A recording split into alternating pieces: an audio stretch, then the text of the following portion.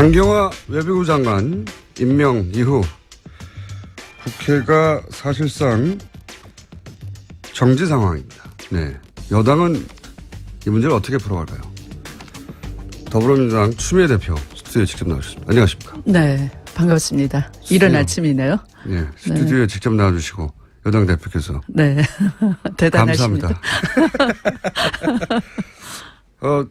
처음 저희가 방송 연결하는 거라 대선 지난 지 한참 됐지만 일단 네. 축하드립니다. 감사합니다. 예, 축하 인사 많이 받으셨죠? 네. 예.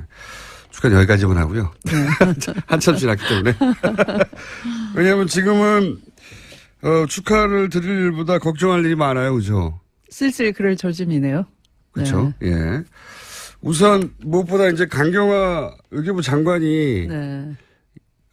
후보부터 네. 그러니까 28일 만에 임명이 됐다고 하는데 그러니까 이제 한 달 전쯤에 네. 지명이 되고 내내 시끄러웠어요. 네. 그렇지만 결국 이제 임명이 됐습니다. 네. 우선 강경화 외교부 장관의 임명에 대한 뭐랄까요 축하 메시지 변 네. 대표로서 같은 네. 여성 정치인으로서 네. 그것부터 시작해 보죠. 제가 2004년에서 2006년 사이에 예. 낙선을 하고 미국 콜롬비아 대학에서 공부를 하고 있었어요. 정치인들은 낙선하면 왜 거기 미국 대학을 가죠? 좀 넓은 데서 좀, 숨기가 좋나요, 거기가? 아니, 좀 넓은 데서 보면 우리나라가 더 잘 보일 수 있고 생각을 좀 정리하고 싶고. 아니, 미국 말고 다른 나라도 많지 않습니까? 갑자기 궁금해져서 여쭤보는데. 그런데 예. 그 큰 나라 가서, 네. 좀 우리나라 입장을 좀 보고, 저 한 사람도 외교할 수 있다. 이런 생각 가지고 갔었어요. 다들 그런 생각으로 가나요? 모르겠어요. 그래서 저는 가서 공부 되게 열심히 많이 했어요. 왜 이 얘기 하냐 하면은. 예. 공부 말고는 할 게 없으셨잖아요. 그때. 아니, 골프도 치고 많이 노시죠. 근데 저는 이제 그런 네. 쪽 재주가 없으니까 책을 많이 보고 그랬는데요. 그때, 주로 이제, 그, 브런치를 사가지고, 예. 이제 먹으면 샌드위치 콜라 이런 거 놓고서 이제 명사들 초청해서 강의를 듣는 그런 점심시간이 있었어요. 예. 강경화 장관이 그 당시에 와서 그때 처음 만나셨어요? 네, 인권을 주제로 해서 굉장히 열강을 재밌게 하셨어요. 영어로요? 영어로 아주 유창하게. 예. 네. 어떻게 알아들으셨습니까? 듣는 건 잘 들어요. 말하는 건 좀 버벅대지만. 유창한 거 어떻게 하셨어요? 어쨌든 그때 처음 인연이 됐다. 네, 네. 그래서 그때 이미 국제무대에서 활약하고 있었나 보죠? 그렇죠. 네, 네. 그래서 우리가 이제 저명한 사람들을 불러서 이제 그들의 생각을 공유하고 가끔 이제 질의 토론도 하고 그런 시간이니까. 대표님이 한국인이라서 강경화 당시 유엔 아마도 이랬던 직원을 부른 게 아니라 그분이 이미 유엔에서는 알려진 분이라 알려진 분이어서 유명 인사로 그 대학에 초청 그렇죠. 강연을 하는데 네, 네. 보셨다. 네, 그렇군요. 네, 네. 그래서 제가 인상이 참 좋았어요.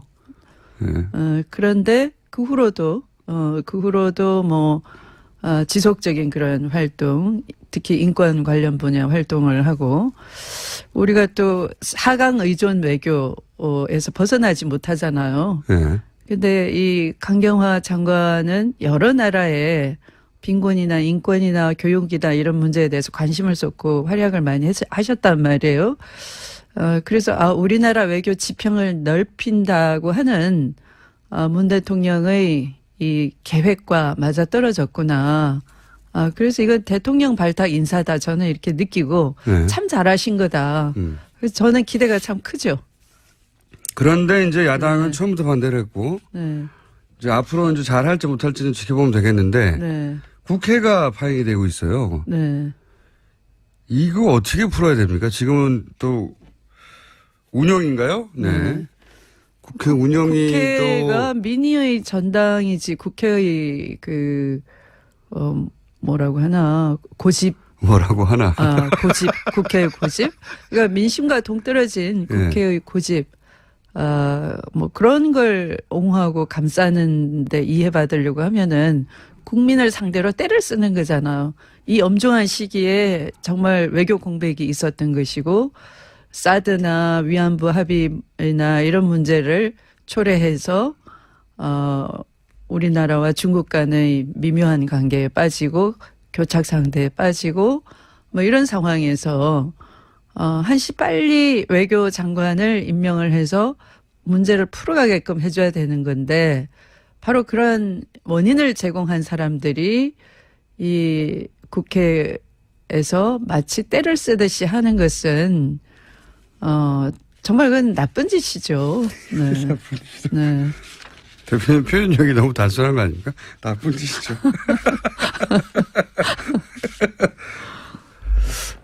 그 강경화 후보 임명에 대한 여론 지지가 상대적으로 높고, 네. 네. 그리고 임명 후에도 여론이 나쁘지 않은 것은 여당에는 반가운 소식이긴 하겠는데, 네. 여하간 상대해야 되는 국회 내에 실체로서 야당이 존재하고, 야3당이 정의당을 제외하고, 나머지 정당을 합쳐면 분명히 의석수가 180석 가까이 되고, 네. 그러니까 여당 단독으로는 뭘 할 수 있는 게 없지 않습니까? 그러니까 이 문제는 풀긴 풀어야 되는데 저쪽이 때를 쓴다고만 주장해가지고는 문제가 안 풀리잖아요. 어떻게 풀어야 됩니까? 여당이 이제는 국정 운영 책임을 져야 되니까 풀어야 되는데. 풀어야 될 문제 중에 가장 급한 것이 일자리 추경이고 또 그것이 가뭄하고 겹쳐서 재해 대책 추경이고 그래요. 그러면 각각 국회의원들은 자기 지역에 특히 가뭄 지역도 있는 것이고, 네. 뭐 국민의당 같으면 호남의 영산강 그 주변에 논밭들이 거의 말라가고 있어요. 그럼 그 추경안에 가뭄 재해 대책도 넣자라고 할 수 있는 것이고요. 일자리 문제는 뭐 전국적으로 같이 안고 있는 문제이고 언제까지 그것을 장관 임명이 불만이어서 추경도 해줄 수 없다라고 버틸 수 있는 것인지 그건 국민이 속이 타들어가는 것이죠. 국민을 속 터지게 하는 그 정치가 용납이 될 수 있겠어요? 하루 이틀은 모르겠지만 그래서 우리는 그것이 정치 명분이 있다 그러면 뭐 얼르고 달래고 하겠지만 이것은 민생을 볼모로 삼고 위기에 빠진 외교를 인질 삼아서 때를 쓰는 것에 불과하기 때문에 국민과 함께 돌파해낼 수밖에 없는 거예요. 얼르고 달르고 할 여지가 별로 없어요. 아침부터 이런 말씀 드려서 죄송하지만. 네. 너무 솔직하게 말씀하시는 것 같은데. 그러니까 수단이 별로 없기 때문에 결국은 야당이 때를 쓰는 거라고 국민들이 인식하게 되고 그리고 여론이 나빠지고 또 뭐 국회의원들이다 보니까 각자 지역구에서 그런 불만들을 듣다 보면 결국은 돌파구가 생길 것이다. 추경은 할 수밖에 없다는 걸 다들 그럼 추경 때가 알고 있으면서 각자는 이래요. 추경 급한 거 알고 있고 해야 된다는 거 알고 있는데 기분이 좀 나쁘다. 그런 식이에요. 기분 악상의 문제. 기분 악상의 문제. 기분일 수는 있지만 기분으로 끝나는 게 아니고 실제 뭐 돌아가는 게 없지 않습니까? 운영위원 장직을 지금 자유한국당에서 가지고 있기 때문에 자유한국당에서 조국 민정수석 나오라고 하면 나와야 되는 거 아닙니까 지금 상황이? 조국 민정수석 나와야 되나요 그리고? 뭐 나온다 한들 별게 있습니까 사실은. 나오는 자체를 야당은 하나의 승리로 여기는 수 있거든요. 그러니까 인사 문제에 대한 책임을 지고 조국 민정수석이 나와서 국회에 야당 의원들의 공세를 받고 사과하고 고개를 숙이는 모습을 보여주고 싶겠죠. 그럼 나와야 되나요? 실제 인사 문제에서 조국 민정수석이 검증의 책임을 가지고 있으니까 완전히 무책임한 것도 아니잖아요. 책임이 없는 것도 아니지 않습니까? 나옵니까? 안 나옵니까? 나와야 되나요? 안 나와야 되나요? 제가 만약에 이제 청문회에서 청문회까지 가서 그 흠결이 엄청 크다. 그래서 도저히 임명할 지경이 못 된다. 국민 여론도 그러하다. 그렇다면은 민정수석도 검증의 잘못으로 책임이 있다라고 거기까지 가겠지만 그런데 낙마가 아니고 하마거든요. 후보자 스스로 안경환 법무부 장관 후보 경우에는 안경환 법무부 장관 후보자는 스스로 내려오신 거거든요. 제가 볼 때는 보호해야 될 그러니까 본인의 공직 취임에 앞서서 제기된 문제들이 그냥 단순히 본인의 문제로 끝나는 것이 아니고 그것이 본인 관계로 인해서 인연을 맺었던 다른 사람과의 관계, 비단 자녀 문제뿐만 아니라 다른 45년 사생활을 영위하고 있는 멀쩡한 분들까지도 과거를 들추어내서 너무 불필요한 그런 까십거리를 제공하고 그 사람들을 불편하게 하고 인격상의 그 어떤 문제를 야기하겠다라고 하는 판단을 저는 하신 거라고 봐요.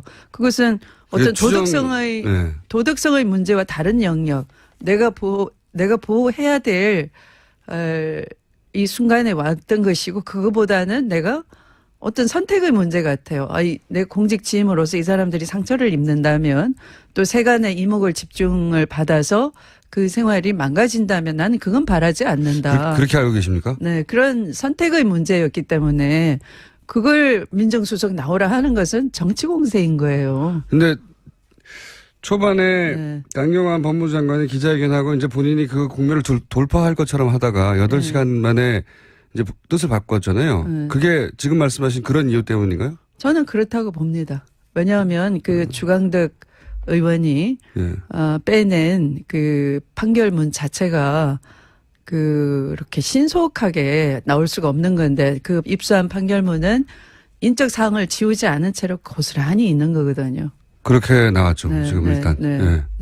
신속하게 나올 수 없다는 건 판사 출신이시니까. 그건 어떤 절차가 있는 거 아닙니까? 신청을 하면 그것에 대해서 보건행정처에서 판단을 하나요, 보통? 네, 인적 정보 프라이버시권 보호에 의해서 가릴 것은 가리고 이렇게 나오는 것인데, 이건 그대로 실명 그대로 다 나왔단 말이에요. 그래서 이것은 참 이상하다. 네. 이상한 지점은 있긴 한데 그건 별도의 문제고 제가 궁금한 건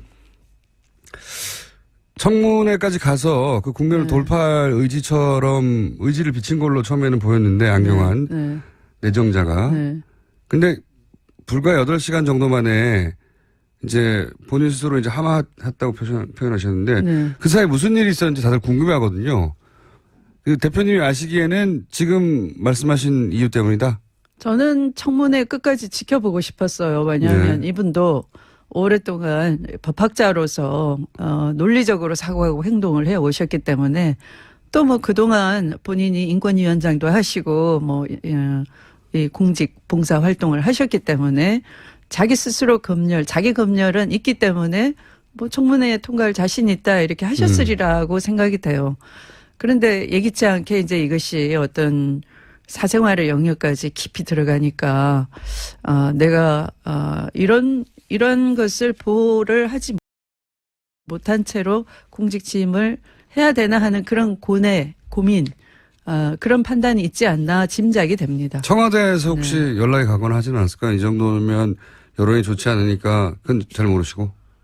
혹은 당내에서 잘 모르겠고요. 이제 일단 이제 언론에 그 집중 조명을 받고 또 그게 나쁘게 나니까 일부 이제 의원들이 이렇게 초반부터 인사로 인해서 구설이 많은 것은 문제가 있지 않느냐 하는 사견을 피력하는 의원들은 있었지만 여당 내에서도 그러나 저는 이건 청문회까지 지켜보면 되는 것이고, 또 그런 자기 검열을 할 줄 아는 능력이 되는 분이어서 어느 정도 수위에 가면 뭐 당신이 이 정도면 되겠다 안 되겠다 그런 판단할 시점이 있지 않을까. 뭐 결코 어려운 문제는 아니다 이렇게 본 거죠. 그 개인의 문제로 본 거죠. 그걸 뭘 민정수석의 검증의 문제 이렇게 2차 전선으로 이어가는 건 대단히 잘못됐다 생각합니다. 상임위 소집 권한이 원래 상임위원장에 있고 지금은 자유한국당에 상임위원장이 있기 때문에 그 자리가 상임위를 열어서 국회에서 나오라고 해도 나갈 필요가 없다고 생각하시는 거죠? 현재 상태로는 그래요. 그냥 정치 공세에 불과하기 때문에. 어차피 지금 정권 출범한 지 예를 들어 그게 부정부패와 연루됐다. 우병우 정도로 그런 최순실이라는 존재를 몰랐다고 하면서 사실 최순실이 저지른 전행은 국정 전반에 걸친 것이다.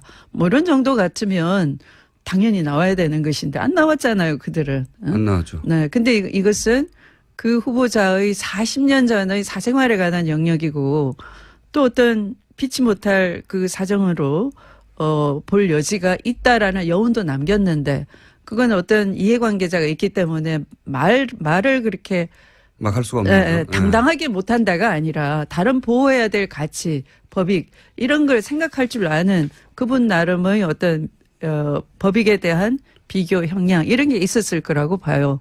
그래서 그걸 존중하는 차원이고 그것이 도덕적 결함인지 아닌지 따지겠다면 청문회에서 예를 들어 비공개로 이런 사정이 있었습니다 할 수가 있겠죠. 그런 프로세스까지 갔었어도 저는 좋다라고 생각을 한 거죠. 그래서 네.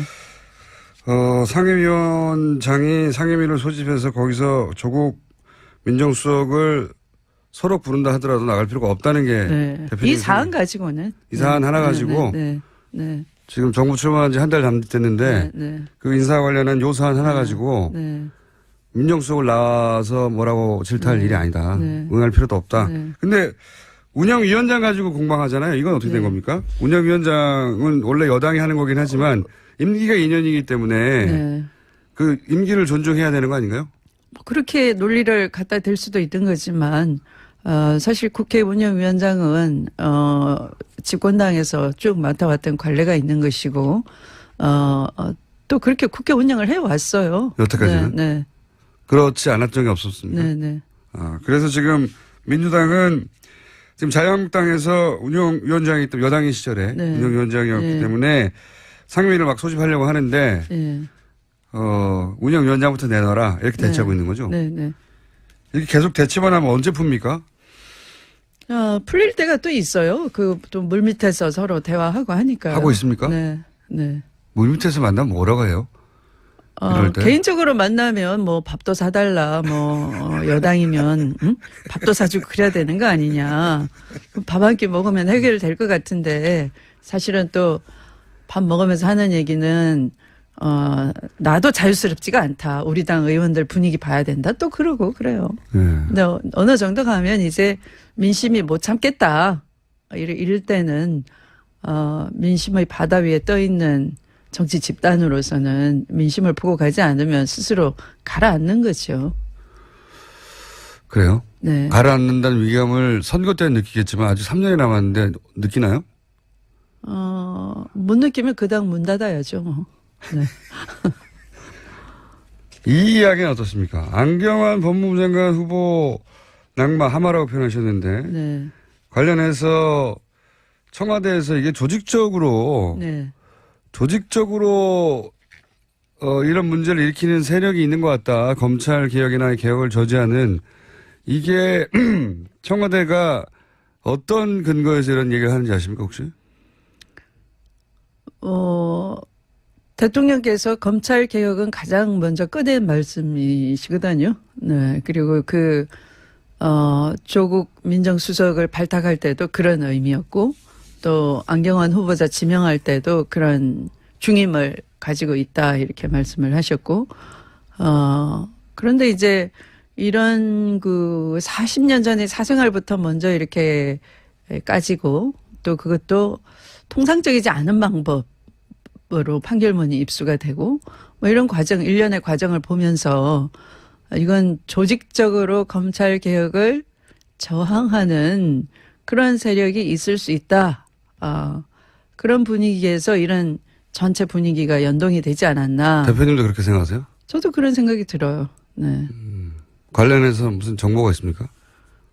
그 정황 자체가 그런 느낌이 드는 거고요. 그러면서 이제 금방 안경환 후보자가 하마를 하자 말자. 그다음에 이제 이 추천되는 저쪽 법조 서초동 시각에서 추천되는 인사들을 보면은 서초동 시각에서 추천되는 인사들이 있었어요? 정보지 이른바 찌라시에. 네. 그런 게 돕니까? 네.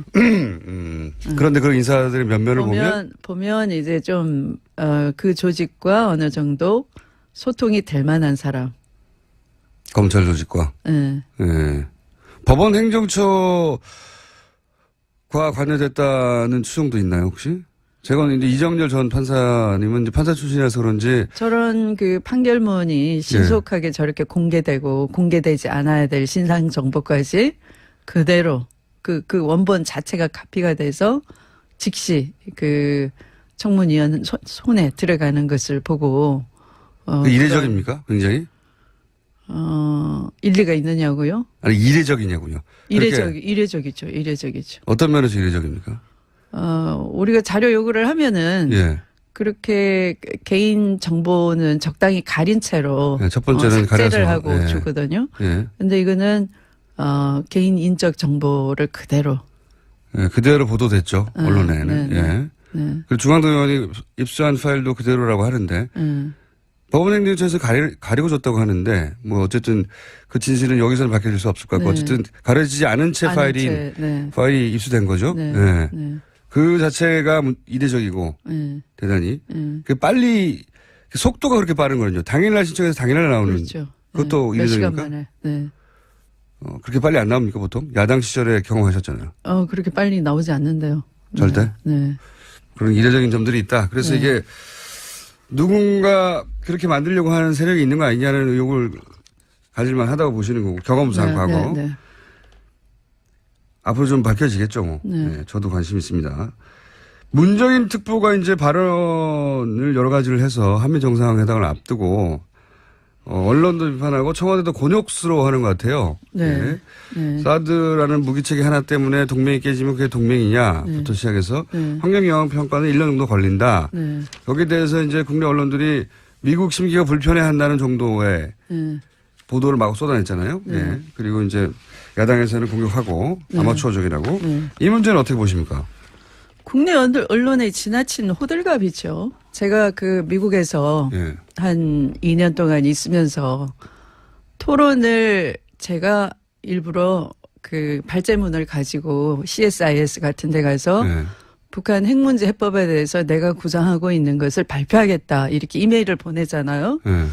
그러면 오라. 얼마든지 얘기해달라. 그래요. 예.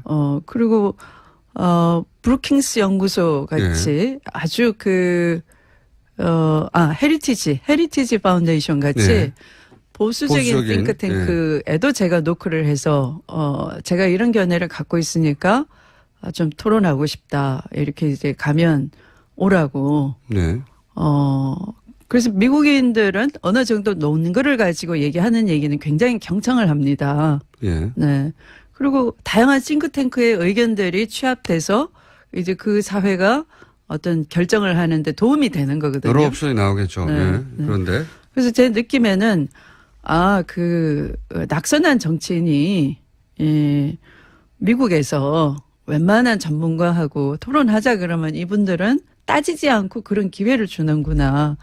토론 문화 사회인 거죠. 마찬가지로 이 문정인 교수는 예.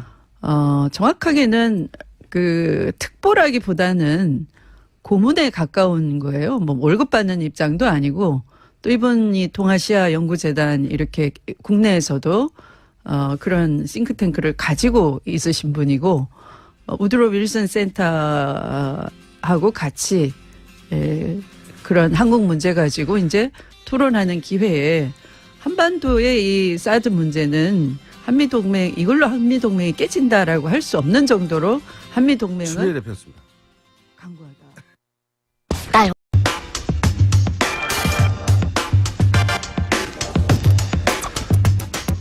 강경화 외교부 장관 임명 이후 국회가 사실상 정지 상황입니다. 네.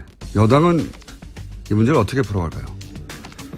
더불어민주당 추미애 대표 스튜디오에 직접 나오셨습니다. 안녕하십니까? 네, 반갑습니다. 이른 아침이네요. 네, 스튜디오에 직접 나와주시고 여당 대표께서 네, 대단하십니다. 감사합니다. 처음 저희가 방송에 연결하는 거라 대선 지난 지 한참 됐지만 일단 축하드립니다. 감사합니다. 예, 축하 인사 많이 받으셨죠? 네. 축하는 여기까지만 하고요. 네. 한참 지났기 때문에. 왜냐하면 지금은 축하를 드릴 일보다 걱정할 일이 많아요. 그죠? 슬슬 그럴 조짐이네요. 그렇죠. 네. 예. 우선 무엇보다 이제 강경화 외교부 장관이 후보부터 그러니까 28일 만에 임명이 됐다고 하는데 그러니까 이제 한 달 전쯤에 지명이 되고 내내 시끄러웠어요. 그렇지만 결국 이제 임명이 됐습니다. 우선 강경화 외무부 장관의 임명에 대한 뭐랄까요? 축하 메시지? 변? 네. 대표로서 같은 네. 여성 정치인으로서 네. 그것부터 시작해 보죠. 제가 2004년에서 2006년 사이에 예. 낙선을 하고 미국 콜롬비아 대학에서 공부를 하고 있었어요. 정치인들은 낙선하면 왜 거기 미국 대학을 가죠? 좀 넓은 데서 좀 숨기가 좋나요, 거기가? 아니. 좀 넓은 데서 보면 우리나라가 더 잘 보일 수 있고 생각을 좀 정리하고 싶고. 아니 미국 말고 다른 나라도 많지 않습니까? 갑자기 궁금해져서 그런데 그 근거는 여러 나라의 빈곤이나 인권이나 교육이나 이런 문제에 대해서 관심을 쏟고 활약을 많이 하셨단 말이에요. 그래서 우리나라 외교 지평을 넓힌다고 하는 문 대통령의 이 계획과 맞아 떨어졌구나. 그래서 이건 대통령 발탁 인사다. 저는 이렇게 느끼고 참 잘하신 거다. 그래서 저는 기대가 참 크죠. 그런데 이제 야당은 처음부터 반대를 했고 이제 앞으로 이제 잘할지 못할지는 지켜보면 되겠는데 국회가 파행이 되고 있어요. 이거 어떻게 풀어야 됩니까? 지금은 또 운영인가요? 네.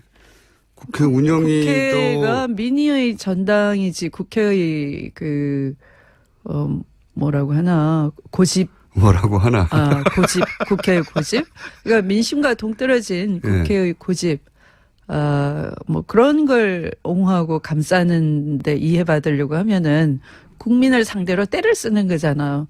이 엄중한 시기에 정말 외교 공백이 있었던 것이고 사드나 위안부 합의나 이런 문제를 초래해서 우리나라와 중국 간의 미묘한 관계에 빠지고 교착 상태에 빠지고 뭐 이런 상황에서 한시 빨리 외교 장관을 임명을 해서 문제를 풀어가게끔 해줘야 되는 건데 바로 그런 원인을 제공한 사람들이 이 국회에서 마치 때를 쓰듯이 하는 것은 정말 그건 나쁜 짓이죠. 네. 나쁜 짓이죠. 네.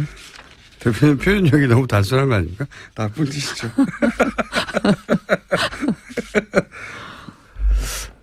그 강경화 후보 임명에 대한 여론 지지가 상대적으로 높고 그리고 임명 후에도 여론이 나쁘지 않은 것은 여당에는 반가운 소식이긴 하겠는데 여하간 상대해야 되는 국회 내에 실체로서 야당이 존재하고 야3당이 정의당을 제외하고 나머지 정당을 합쳐면 분명히 의석수가 180석 가까이 되고 그러니까 여당 단독으로는 뭘 할 수 있는 게 없지 않습니까? 그러니까 이 문제는 풀긴 풀어야 되는데 저쪽이 때를 쓴다고만 주장해가지고는 문제가 안 풀리잖아요. 어떻게 풀어야 됩니까? 여당이 이제는 국정 운영 책임을 져야 되니까 풀어야 되는데. 풀어야 될 문제 중에 가장 급한 것이 일자리 추경이고 또 그것이 가뭄하고 겹쳐서 재해 대책 추경이고 그래요. 그러면 각각 국회의원들은 자기 지역에 특히 가뭄 지역도 있는 것이고 뭐 국민의당 같으면 호남의 영산강 그 주변에 논밭들이 거의 말라가고 있어요. 그럼 그 추경안에 가뭄 재해 대책도 넣자라고 할 수 있는 것이고요. 일자리 문제는 뭐 전국적으로 같이 안고 있는 문제이고 언제까지 그것을 장관 임명이 불만이어서 추경도 해줄 수 없다라고 버틸 수 있는 것인지 그건 국민이 속이 타들어가는 것이죠.